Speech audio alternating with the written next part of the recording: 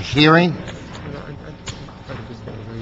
We have, I'm happy to be joined by, thank you, Sergeant. I'm happy to be joined by my friend and colleague, Richard Alarcon. We do not have a quorum, so we will operate, all actions taken will be deemed to communicate from the chair until a quorum is present.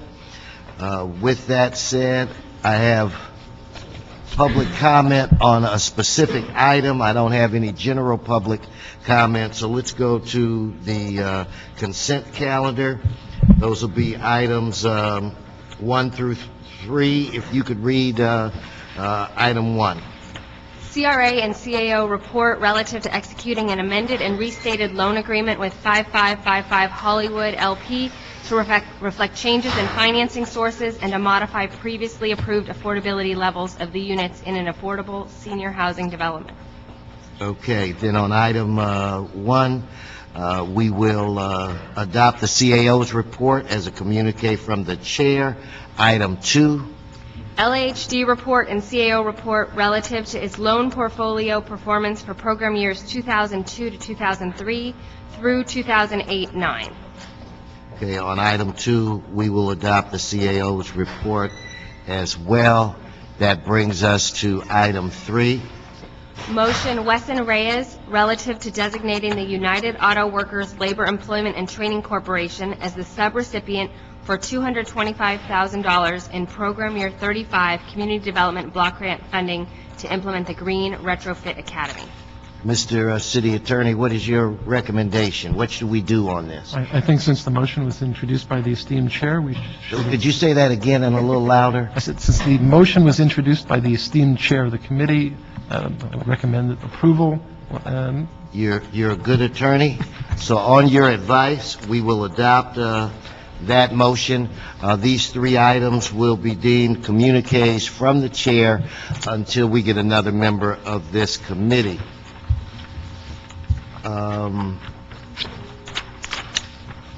We have a special agenda item that I think it can be taken up at 8:40. I mean 8:40 or 8:45. 8:40, sir. You're good. 8:40. So with that said, I think we should recess from the regular meeting and go into the special meeting, and we'll take up item 5. If you could read that item.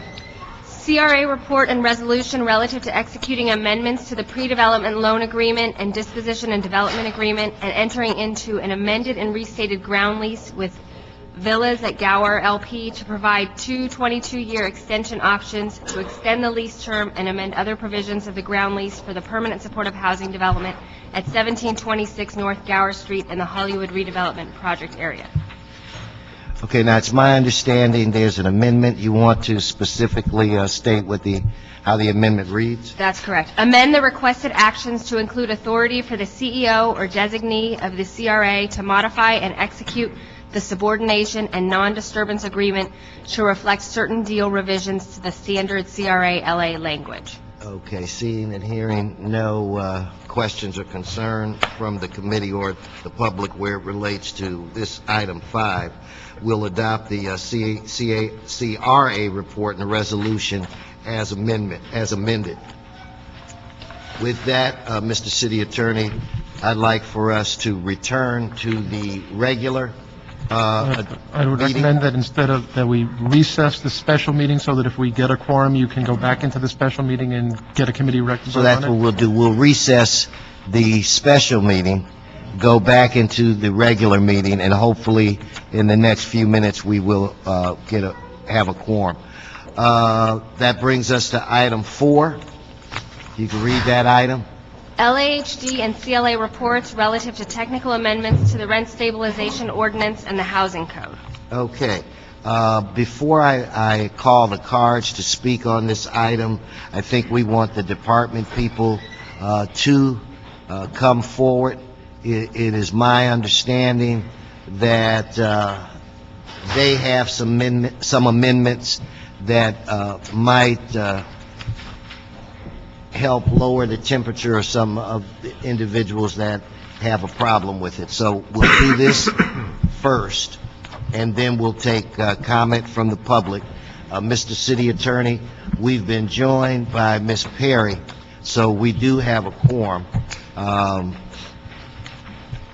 So if Ms. Perry doesn't object, items 1 through 3, we will move as a recommendation from this committee. That brings us back to, in fact, I'm going to again recess. I'm going to recess this, stay where you are, recess this meeting, go into the special meeting, and that was with item 5, where it was a communique from the chair that we were going to adopt the CRA report and resolution as amended.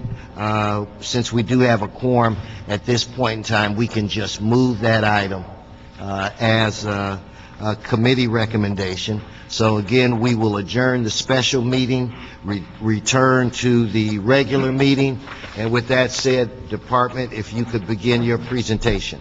Good morning and welcome. Roberto Aldapi, Los Angeles Housing Department. I want to thank you, on behalf of the department, I want to thank you for the opportunity to present the department's technical amendments to the rent stabilization orders of the City of Los Angeles and the Housing Code as instructed in the motion put forward by the committee chair Wesson and second by Bernard Parks. We also would like to thank the CLA for its report and, more importantly, its recommendation that this committee adopt the amendments as set forth in our report back transmittal. As the council member knows, that the Housing Department was instructed to do a comprehensive review of the rent stabilization ordinance and the Housing Department and the Housing Code of technical amendments necessary to remove obsolete code references, clarify department authority and administrative processes, and conform the provisions of both ordinances to be consistent with other chapters of the Los Angeles Municipal Code and recently adopted policies by council. There are numerous amendments to the technical amendments as set forth in our report back, and in the interest of time, I think we would focus on those that are substantive.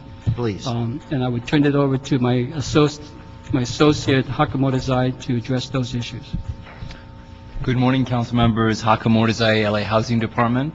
I will begin with the one that I think has garnered a significant amount of public interest, which is an amendment which clarifies the Housing Department's authority to grant and revoke affordable housing exemptions, and it also sets forth the criteria for the exemption, beginning with that there is a recorded government-imposed regulatory agreement of 55 years for affordable housing for households of no more than 60 AMI.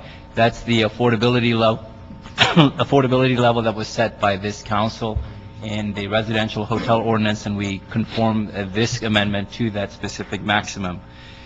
Rent levels will be set according to HUD or HCD level used in the financing of the project. The amending motion that's before you, however, it adds some additional protections to that. For tenants, there will be an exception for tenancies that were established prior to regulatory agreement being recorded, which have not received permanent relocation assistance under the URA or the other applicable relocation sources. In those situations, the rent increase will be limited to the RSO level.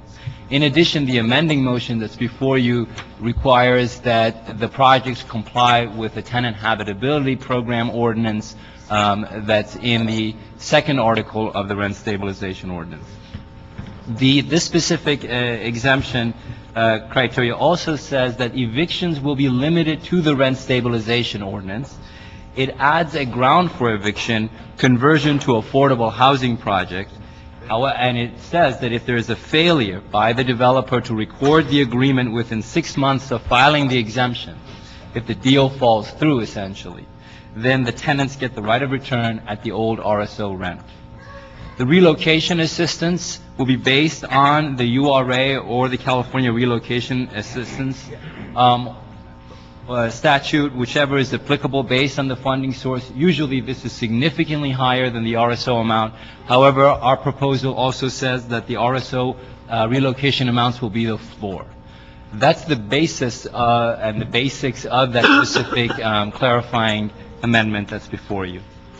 The other amendments include a closing of the loophole that currently deprives some tenants in illegal duplexes from relocation assistance. There is also a proposal to clarify that... Repeat that again. Sure. And expand on it just a little bit.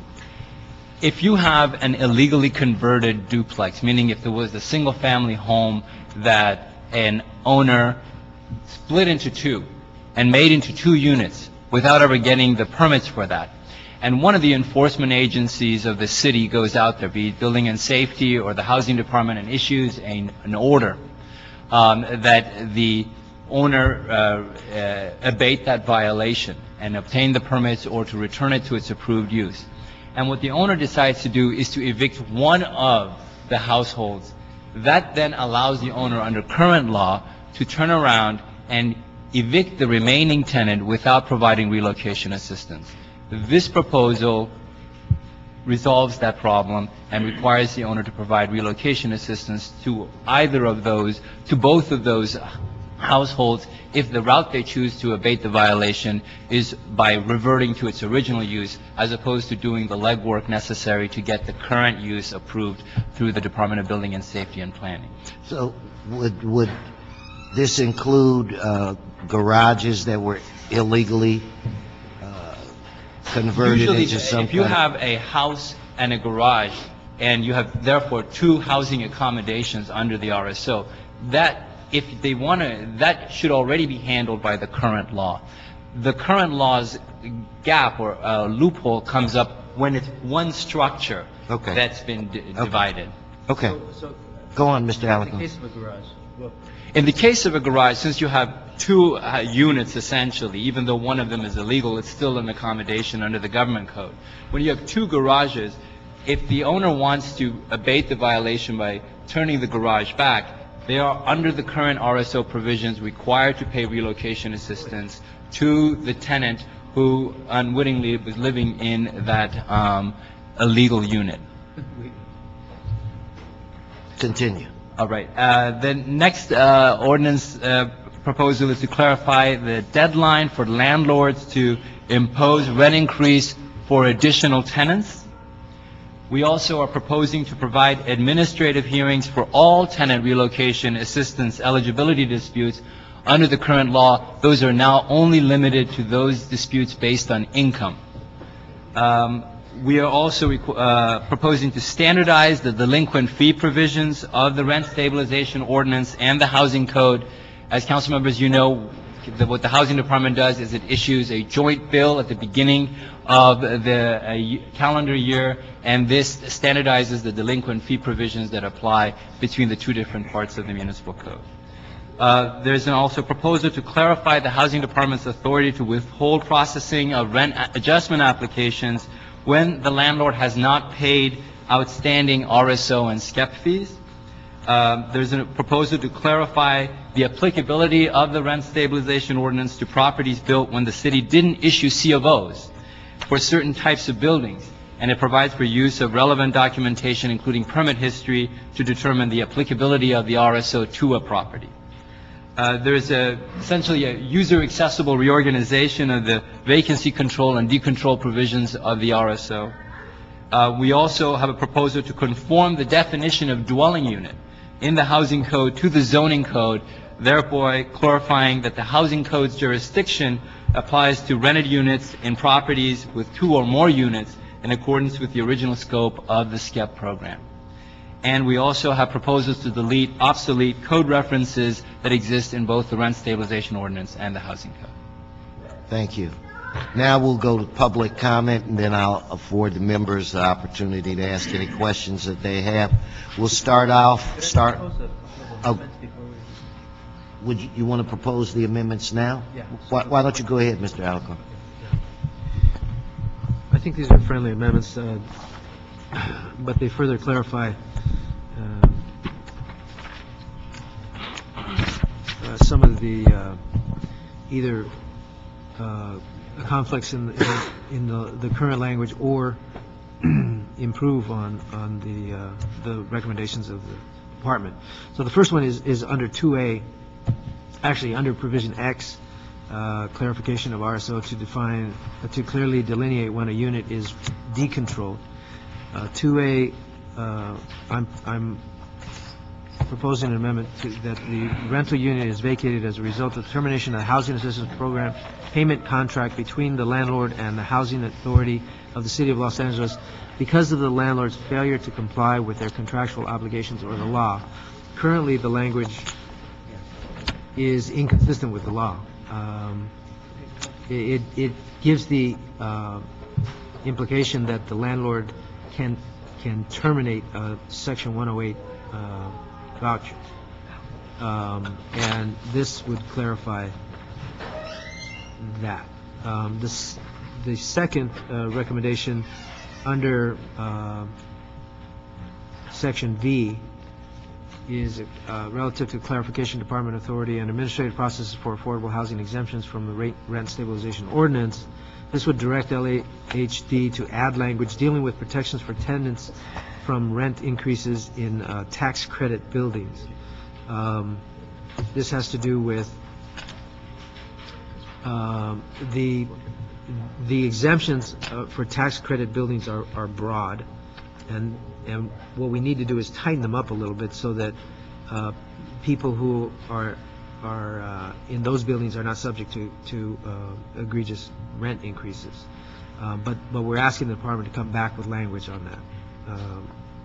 The third is to direct LAHD to incorporate language to revoke any RSO exemption when a subsidy or regulatory agreement expires or is terminated and the project is no longer being operated as an affordable housing project and the building was built prior to 1979. Obviously, that is, if it's no longer an affordable housing project, they shouldn't have the exemption. Okay. And I'll provide these in writing. Yeah, I was going to suggest that you make sure that the clerk gets a copy of that. I would ask you four to, stay, sit in the back, make sure that you're comfortable with the suggestions by Councilmember Alarcon. And at this time, we'll have a public hearing on this item, item number 4. Larry Gross, Betsy, and Steve Arredondo.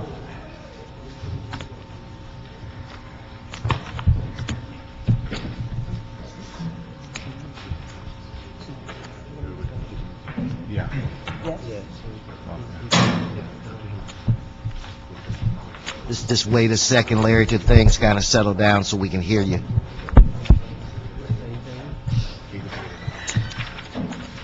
That's a subtle reminder that you don't have to, you're sitting right next to Betsy. Okay. How's your grandson? My grandson is 2 years old, and in May, I will be a grandparent again. Congratulations. And so I'm very, very excited, and hopefully we'll get a little girl this time. But I'll take whatever. Mine just turned 18. Oh, they're not any fun. No, they're not. Yeah, they cost money. Mr. Gross. Okay, if we get some out, you're disrupting the hearing. Bad clerk. Yes. Larry Gross, Coalition for Economic Survival. We fully support the needed changes, but we have some suggestions and concerns regarding 2 of them. We support the motions being brought forth by Councilmember Alarcon. In number 10, under 2A, as he stated, clarifying a decontrolled unit related to Section 8 terminations, we believe that this language currently runs counter to the city's position and recent court decisions. It makes the assumption that a Section 8 contract termination in an RSO building is not subject to RSO just cause eviction protections. And we provided you some language that makes it consistent with the city's stand on the law, and LAHD seems to be supportive of that change. We're also concerned about aspects of the affordable housing exemption. Not having increased limits on these projects could result in low-income renters being displaced. And in adopting the nonprofit exemption, the theory was that affordable housing providers wouldn't displace tenants. But this proposal could allow owners to raise tax credit rents significantly, thus forcing new tenants out. And we think that LAHD made some positive changes, but not enough because it only deals with current tenants and not new tenants going forth. So we'd like to explore those protections. In addition, if a nonprofit exemption exists, as the councilman talked about, we have one project in North Hollywood Apartments, 465 units. It's owned by Volunteers of America. They no longer operate that as a nonprofit because their HUD-subsidized mortgage matured, and they still are holding a RSO exemption. That exemption should be revoked, and we urge you to consider those changes. Okay. Thank you. Thanks, Larry. Betsy? Good morning. I'm Betsy Handler. I'm the Director of Legal Services at Inner City Law Center. I don't have a lot to add to what Larry said, although I do want to emphasize that where an organization still has an RSO exemption, but their agreement has lapsed, it is critical that the exemption be removed. This, just to give you some background, this came up in Inner City Law Center when the Watts Community Labor Action Center, which operated a affordable housing unit, raised the rent on numerous tenants well over $100 a month, several times a year. We filed a lawsuit, and we won, and in fact, Judge Myers of the LA Superior Court said the statute was unconstitutionally void for vagueness. I mean, she said it was truly awful. If anyone wants to see that opinion, I do have copies with me. I think a lot of the problems have been addressed. Perhaps, however, what needs to be in the recorded statement, the statement that the nonprofit has to record against the property, should be more clearly delineated. Thank you. Would you leave those copies with the clerk? I will. Steve? Steve Arredondo, Los Angeles Center for Law and Justice. I want to echo a lot of all the comments made by Larry. We agree with those. A couple of other issues I want to touch on in addition to that are we support the Housing Department's recommendation of amending Section 151.09G of the Municipal Code, which would allow for paying of relocation assistance to both units in a duplex when there's an order to reconvert to single-family home use. It's been our experience that what ends up happening is the landlords step in, evict one of them, and then later on they raise the rent to the point where the people can't, or they just give them a 60-day notice, and both parties end up leaving. And so this would help keep people in their homes in affordable housing under the RSO. We also support the clarification of 151.06G with regards to extending where there's a increase in the number of tenants. It's been our experience, and we've litigated this issue, where landlords hold the increase against additional tenants against tenants for months and months and years, especially when tenants begin to complain about the habitability problems in their property. By clarifying this, we believe that there will be a decrease in abuse of tenants. Thank you very much. Next, I'd like to ask Brett Terrell, Roberto Bustillo, Becky Dennison. Please come forward. Morning. Good morning. I forgot who I called first. Thank you. My name is Brett Terrell with the Inner City Law Center, and I'm also in favor of the amendments, specifically the ones I want to refer to regarding a single-family home divided into a duplex. Because one of the things that happens is if the tenant files a code complaint because of conditions, in effect they penalize themselves, they could become homeless because of that.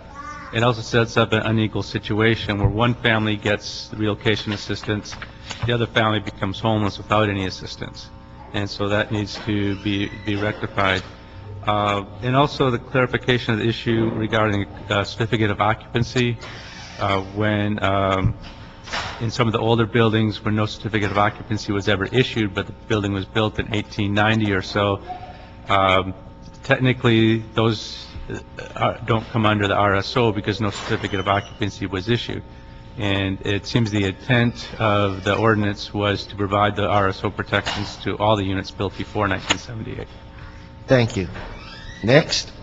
Yes, my name is, I'm sorry. We've just been joined by Mr. Cardenas, Okay. Tony Cardenas. Go ahead. Yes, good morning. My name is Roberto Bustillo, and I am tenant organizer with the Strategic Action for Just Economy SAGE. About a year ago, several tenants from 1500 Grand Avenue apartment came to our office complaining about high rent increases imposed by the management company.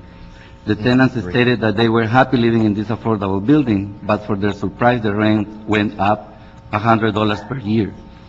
Like this, there are hundreds of tenants facing the same conditions, but cannot do anything because we assume that they are living in affordable housing units. The current housing crisis includes a lot of families who have lost their jobs, and now they're struggling to survive through this economic crisis. So I'm urging the committee to adopt measures to measure where affordable housing developers can only raise rent as much as the Los Angeles Rent Stabilization Ordinance allows. Thank you. Thank you. Good morning. Good morning. My name is Becky Dennison with the Los Angeles Community Action Network. I would like to speak just to that one aspect of the technical amendment as well, which would be to allowing rent increases above the RSO limits. And I appreciate and agree with Councilmember Alarcon's suggestion that we need to protect rent increases in TCAC buildings, but I think we need to protect those rent increases in all subsidized and affordable housing units. There's nobody who needs the limited rent increase more than low-income people, which are the people that this affordable housing is supposed to serve. We have many buildings that have current exemptions that repeatedly try to raise rents above the RSO limits, and our only protection is that in their exemption letters it says that it is the Los Angeles City Council's intention that the exemption apply only if people keep their rent increases within the RSO limits. So instead of even messing with that, that's not a technical amendment, it's a substantive change for low-income people. That should just be removed and left as is so that those folks can continue to be in their housing. Thank you. I'm going to call, I have 4 cards, and I have 4 chairs. So Leonard Woods, Melvin Collins, Nick Deman, and Steve Diaz. You can hand it to the clerk, Mr. Woods. Is it related to this item?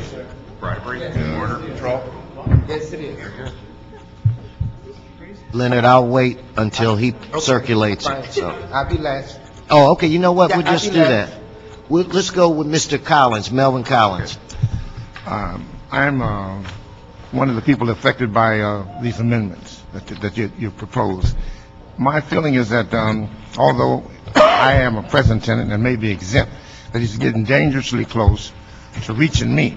I think that you should be very careful about giving the landlords are not hurting near as much as we think they are. The tenants are hurting. We are in a recession, and we should be very, very careful that we not do anything to make more people homeless. Okay, then Nick? Hi, I'm Nick Dahman, excuse me, with the Los Angeles Community Action Network. So LAHD has submitted some recommendations to you here amending the LARSO. They state that their work is to remove obsolete references. I think we should be clear about what obsolete might mean in this case, particularly given the Economic Roundtable's recent report that showed that the parity between landlords and tenants was completely out of whack. I would say that recommendation number 5 is not a clarification.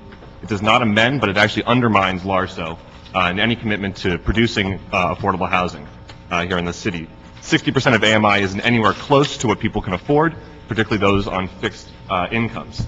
The current language on number 5 states that the exemptions need to remain consistent with the rent stabilization ordinance, and removing that is just insane insofar as being able to raise rents more than 3 or 5% is, for those who can't afford it, is just out of this world. This needs to be clarified, and I support Mr. Alarcon's suggestion for far stricter language. Thank you. Okay, Mr. Woods, that brings us to you. Where's my copy of Mr. Yes, Woods? thank you, good morning. I'm wishing I started spending some money on the clarity of these speakers, because I couldn't hear what she was speaking about, but Ms. Becky Dennison told me what he was saying. I had problem understanding here.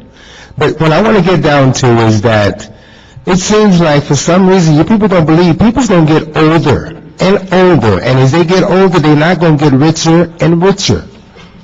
And it's... Back up just a little bit. Mm-hmm. Back up just a little bit. Well, I'm too, you can... He was too soft. You're going the other direction. I'm just saying. Yeah, because I just want everybody to understand and hear me. Yeah. You know, people like me, I'm 55, so I think you're around the same age. No, I wish I was 55. Well, that's what I'm saying. But the thing is, the same people that then got laid off, furlough, their rates are, they have no more money. And what's going to happen then? You squeezing a pimple. You're squeezing a pimple because y'all all going to get old one day. And you're not going to be sitting in these chairs making this money, and all of a sudden you fall on hard times. And when you fall on hard times, oh, dog it, we done let that go. So that means it seems like you're squeezing the elderly people out. Because everybody's not going to be rich. Because who was rich 2 years ago or 3 years ago? They probably living in a box right now. So I don't know why y'all, it seems like it's so easy. And the reason this is relevant to this, because I was reading this paper here, and there's a lot of corruption going on, and ain't nobody paying no attention to the taxpayers. And can y'all just do that? Because this seems like this is a dog and pony show. You know people's going to be winding up. You always going to have low-class peoples. Everybody going to have money, because the printing press going to run out of money. And then what you going to do? You going to put us in concentration camp? This the oldest man here, I think, here. Okay, once he gone, then what? Somebody else, the young peoples, they going to get old? And now, we don't have no more SRO because what? Y'all done mess around there and let it go demolished. Okay. So please think about the next generation, that everybody's not going to be rich and have 3 or 4 houses. Thank you. Thank you, Mr. Woods, but I do have a quick question. Now, do you know, is Mr. Collins right, Melvin? Had you ever met Mr. Collins before? He's my neighbor. Oh, okay. We live in the same building, Alexander Apartment Homes. I mean, I just wonder how you could just look at people and say how old they are, you know? Yes. And I mean... I'm 76 years old. See, you look great, and so do you. But I mean, you dogged me. I'm gonna have to go get surgery or something. But why, hey, you know, you look about my. Okay. Good morning. Good morning, council members. My name is Steve Diaz, and I'm with the Los Angeles Community Action Network. We're here today to raise concerns around the exemption that the RSO exemption to affordable housing providers. By not limiting the rent increase amount to what is limited in the RSO amount, you're allowing tenants to face additional rent increases. An example is the Alexandria Apartment Homes, where 24 tenants got rent increases, where the rent got raised to the tax credit limit, which equaled about $80 per person. None of us can afford an $80 rent increase. That clearly affects someone to the extreme when you're facing the possibility of that. So in considering the RSO exemption, please limit that to the RSO increase amount so that rents cannot be increased higher than the RSO amount. Thank you. Thank you. Thank you all very much. So do the right thing.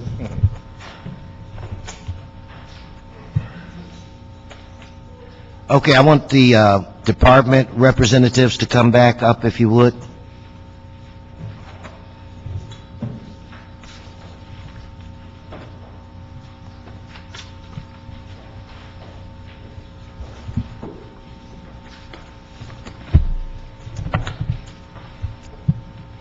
Okay, now I've got a couple of quick questions. I thought that I heard, I don't know if it was Mr. Gross or Betsy, they made a couple of suggestions, one or two of which they thought LAUS, that, I was going to call you LAUSD, that you guys were comfortable with. Is that fine? I think it was section 2A or I can't remember. Yes, that is, we are comfortable with that language. So you would accept that? Certainly. Okay. Now, there were also some concerns were related to the nonprofit housing exemption component, where, I mean, talk to me about where you are with that. Councilmember, what's important to understand in this discussion is that if you take a look at HUD increases over time in the last 10 years, you have at least half of those years where the HUD increase was significantly below the RSO amount, which meant that that developer could not raise it even to the RSO level. And then what HUD did in certain other years is they played catch-up, and there was a spike in the increase. Usually that spike was distributed over a period of several years because the spike might have been significant. One year it was a 10% spike. And because of the concerns that that developer had with their existing tenant population, they spread that out over several years. Nevertheless, it is important for the developer to be able to make use or avail themselves of the HUD increases when they do come around. Otherwise, the project will go underwater. Now, we are concerned with the existing tenants who are there prior to the owner and the developer ever taking over, and who were kept in place. They were never provided permanent relocation assistance to move out. And then they may have been paying a certain amount of rent, and then all of a sudden the rent they catch one of those spikes that HUD provides. That's why the proposal that we have before you, the amending motion, says in those circumstances, that tenant will not be able to, the landlord will not be able to raise their rents beyond the RSO. But in general, limiting it across the board to the RSO makes it unworkable, because then the developer is a loser in every year. They will always have to go with the most restrictive increase, whether it's HUD's when it's a 0% or 1%, or whether it's RSO when it's 3 or 4%. So they never can play catch up in the way that the system is set to work nationally through HUD. We will take a look at the councilman's suggestions for languages, and we will come back with you as we work with the city attorney's office in drafting this ordinance to see what else we can incorporate. The other protection that we added, of course, in the amending motion that's before you is the compliance with the tenant habitability plan, so to make sure that just because a property is converting, and if, in fact, again, we have a situation where the developer is keeping tenants in place, that they don't disrupt and they don't violate the building code and the requirements of the tenant habitability ordinance to mitigate the impact of habitability on the occupants of that property.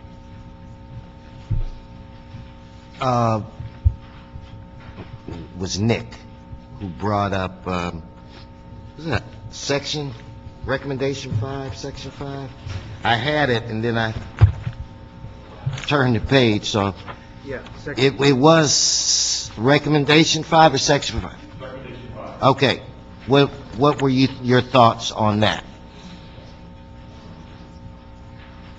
No. Well, he voiced some concerns, and I wanted to afford you the opportunity to counter them.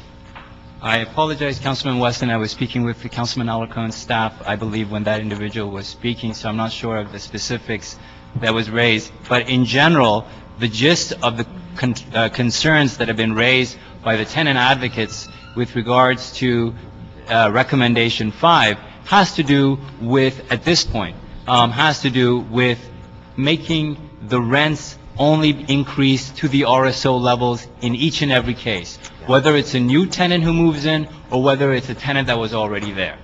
And so while we certainly believe that the tenant that was already there should be protected instead of the RSO levels, in order for the financing of these projects to go, that protection cannot extend across the board, or else it simply will make financing of these projects unfeasible. Okay, thank you. Are there any more questions? Richard, Mr. Alarcon. I don't want to go off on a tangent, but I see more and more You know, Mr. Alarcon, for whatever reason, I'm not hearing you either, so. I see more and more signs in my district, rooms for rent. And they are not protected by the rent stabilization ordinance. And I'm wondering, has the department taken a look at this growing phenomena? It depends on Councilman Oliver. These are typically single-family houses where they're renting rooms. Right. We would have to take a look at a specific. No, separate from garages. Garages are covered. Right. We'd have to take a look at that a little more to see if the setup in a specific room for rent situation conforms to the definition in the government code for housing accommodation, which is what the RSO relies on, and to see if in those situations we can say that specific makeshift unit is a rental unit within the context of the RSO. If not, then if it's not, then we would be restricted from imposing the rent stabilization ordinance on those situations. Wait. I didn't say they should fall under the RSO. What I said is they should be under rent stabilization, the concept. So we would have to rewrite it. Right. I'm just saying, is the department watching that situation, because there's a growing number of people who are renting out rooms? We will make sure to take a look at that situation and discuss with your staff. The point that I was trying to make, Councilman Alarcon, that is also important, is that the Costa-Hawkins bill that it was adopted by the legislature in the mid-90s, it essentially puts a clamp on the expansion of rent control ordinances, and we would have to have that ordinance, that state bill, that state legislation changed in order for us to be able to expand rent control to any of these things that are not already covered. Yeah, well, I would be open to those recommendations. Let's provide them. Okay. I mean, I think there's literally thousands and thousands of people living in rooms for rent. And they're not protected, they're not shielded, so anybody could move them out any moment. And there's a growing number of them. So there's one sign just went up a block away from my house. And I think it's happening everywhere in the city. Most certainly in this foreclosure crisis, I think that's Absolutely. So can I ask for a specific report back on that? You're coming back on this? Well, they've got to come back with the ordinance. You got to come back with the ordinance. So can I ask for a report back in a reasonable time? What? Sure. I'll tell you what. I will introduce a motion so that you don't have to worry about that, and we'll work with you on that. Great. Thank you. Okay, fine. Any other questions? Mr. Cardenas. So we're talking about when people rent out rooms in their single-family residence, mostly? It's not exclusive to single-family residence, right? I believe Councilman Cardenas, notwithstanding, other than the motion that Councilman Alarcon intends to make, the specific proposal in this transmittal that's before you today for adoption is that if you have an illegally converted single-family home that's made into a duplex, and it was done so illegally, that what this proposal does is that landlords will have to provide relocation assistance to both of the households living in that structure. Right now, the law doesn't provide that protection to one of those households. What the landlord can do is pay relocation to one and then turn to the other one and increase the rent to whatever level that they want and evict them, because it falls out of the rent stabilization ordinance at that point. In order for us to close that loophole, what we're proposing is that the landlord be required to provide relocation assistance to both households if the landlord chooses to resolve the violation, the zoning violation, by going back to the original use as opposed to submitting plans and legalizing the current use. And so this is irrelevant if the owner actually lives in one portion of the facility? If the owner lives in one portion of the facility, Say they it would be illegally irrelevant. converted into two units. Correct. But the owner lives in half of it. It most likely would be irrelevant because they wouldn't be kicking themselves out, they'd be kicking the other person out. Since there's 2 units and they have to kick one of them out, under the current law, they would have to provide relocation assistance anyway. Mhm. And how do we, so one of the triggers in this is the fact that there was an illegal conversion. For example, if you have a single-family residence, you're not allowed to have 2 internal kitchens in a single-family residence. Correct. It's no longer a single-family residence. Correct. That's one of the, I wouldn't even call it a law, but a rule of thumb in the city of Los Angeles. Building inspector goes in there, there's 2 kitchens, you got to pick one. Usually the original one, and the other one, you got to yank it out. It has to do with the zoning code definition Correct. for a dwelling unit, correct? So this does not apply to a single-family dwelling where 2 families are living there. However, there are no illegal conversions going on. Unless maybe there may be other criteria that might make it a separate dwelling unit. If there's a wall that has been placed there and a separate door that has been placed there so that essentially it becomes 2 units, and even though it may not be a dwelling unit, you can look at it as a guest room or a light housekeeping because there are other definitions there in the zoning code which apply. Those circumstances could also fall under this specific proposal. That's crazy because what you just described where there's light changes, you could have, say, a family member, say they lost their job or what have you, and they go to another family member and they say, hey, can we live with you? And they do that in order to make it a little bit more comfortable for both families. They go ahead and do so. Then all of a sudden, after doing a favor or what have you, say they don't get along or there's 10 kids running around the house and it's just too crazy.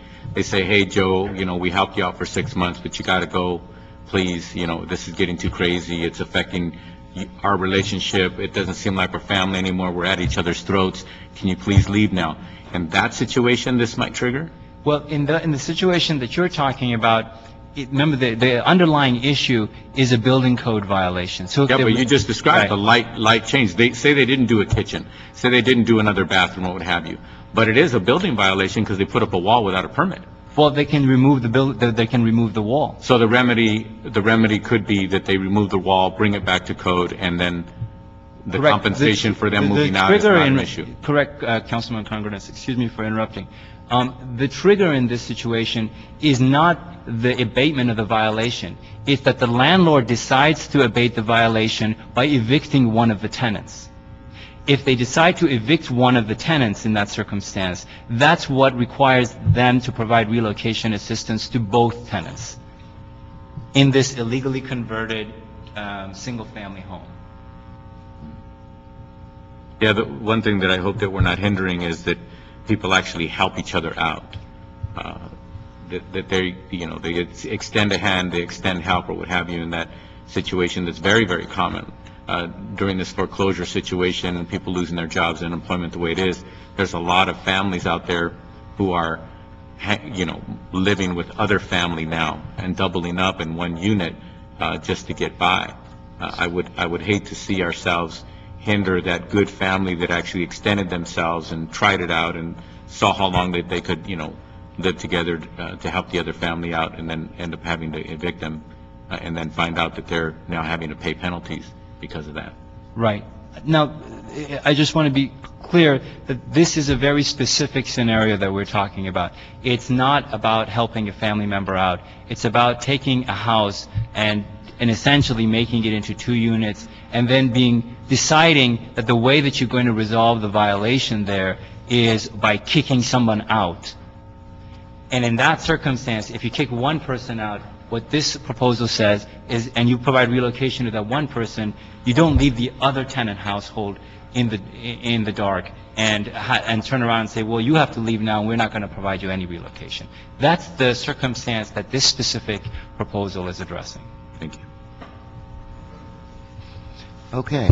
Thank you all for coming, and I want to thank the department people. Then, without objection, we'll adopt the CLA report with the amendments. Ms. Sauer, is there any more business before this committee? Excuse me. Well, Mr. Cardenas. Mr. Chairman, I have a couple questions. Housing Department, I have a couple questions. Item number 2, I apologize, Mr. Chairman, but I've noted some very glaring issues with the list of write-offs. So if I could ask a couple, I know you passed it, I think, on consent. Yes, we did. And there was $18 million in write-offs, and I have a couple questions. Okay, come back. Mr. City... The open item two? Mr. City Attorney, can we have a discussion without reopening, and then if Mr. Cardenas is not satisfied, then we would reopen it, or Well, I think must we reopen it? You have to reopen it in order to have... Okay, then we will do that. Okay, on item two. I'll try to be quick. Yeah. Yeah. I'm looking at a couple of, there's a lot of questions, but in the interest of time, I'm going to focus on a couple of the write-off loans. We have one, and I'll read the notes, the comments, and this is on page 2 of 5 on the table that was given to us. It's called Attachment 6. Is that in the And on CO's report or Attachment the... 7A. Is that in the CO's report or the LHD report? I'm sorry, I didn't look at the title.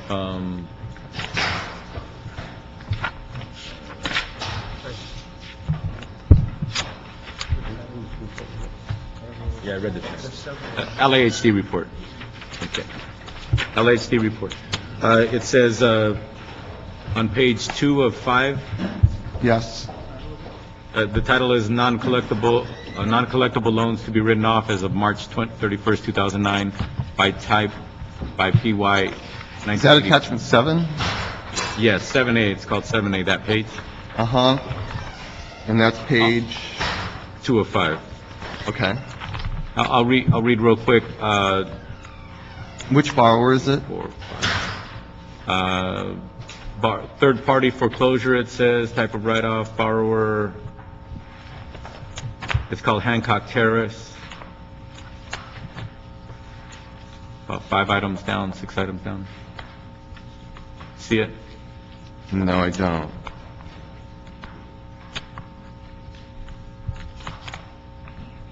Okay, thank you. Now do you see it? Yes, I do. Okay.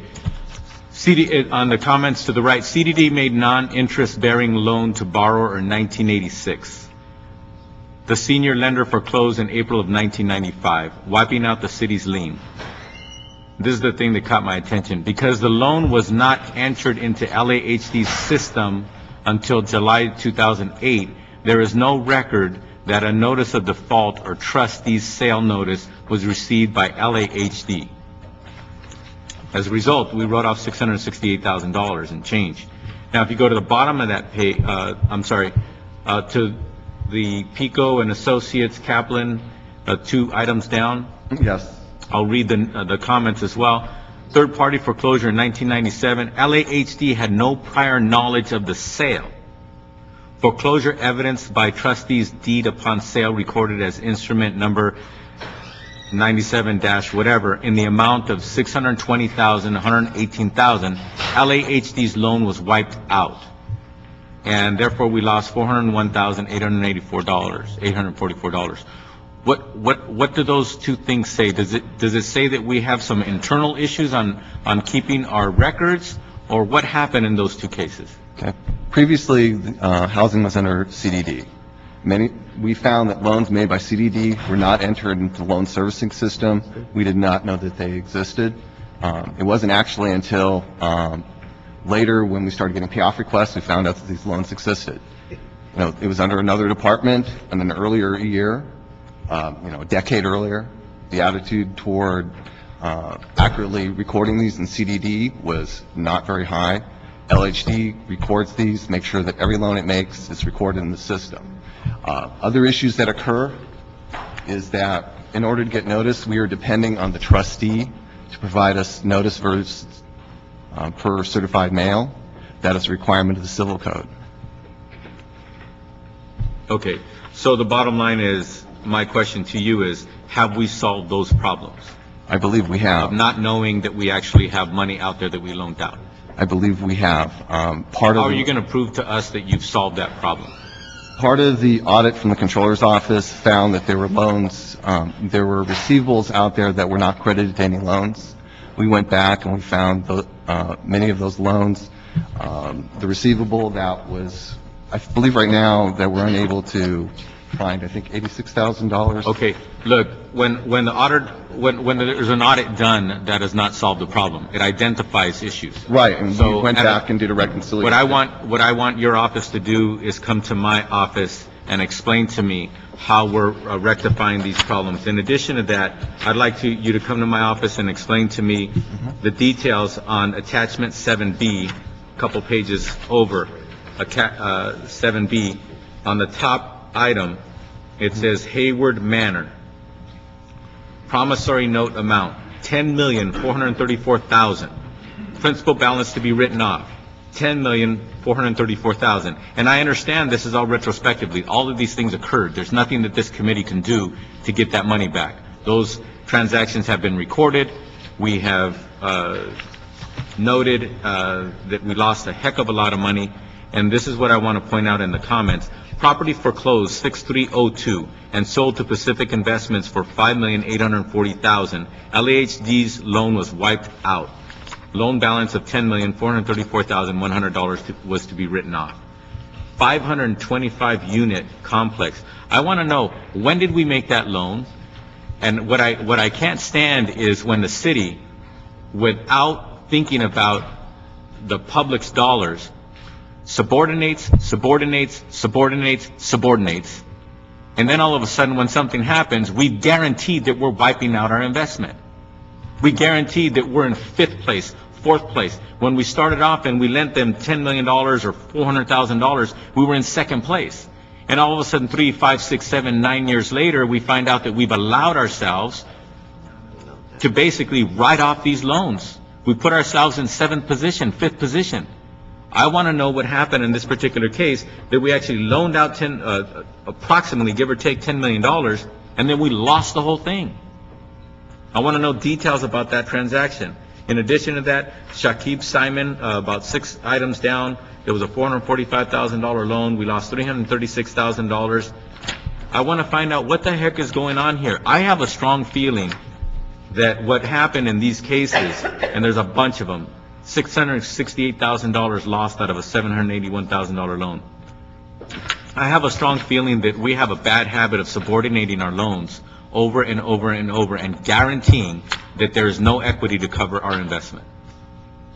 And the thing that bothers me the most is every time we write off this $10 million and $7 million and $400,000, $700,000 is, that's less money we have to put into a future project and solve this housing problem that we have.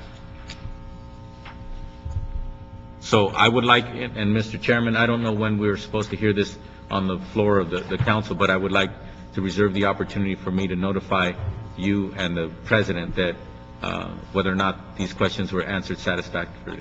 I think that's fine. Okay. Okay, thank you. So on item 2, we'll adopt the CAO report. Mr. Cardenas has made has asked a series of questions, and those questions need to be answered, hopefully to his satisfaction, Mr. Chairman, prior to this coming to council. I need to also note, please come to my office with details. Far too often, sometimes some departments treat some council members like we don't know what we're talking about or we don't know what we're looking at.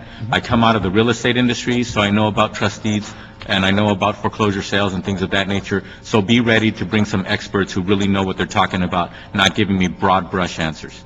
Okay? Thank you very much. Ms. Sauer, is there any more business before this committee? No. This committee is adjourned.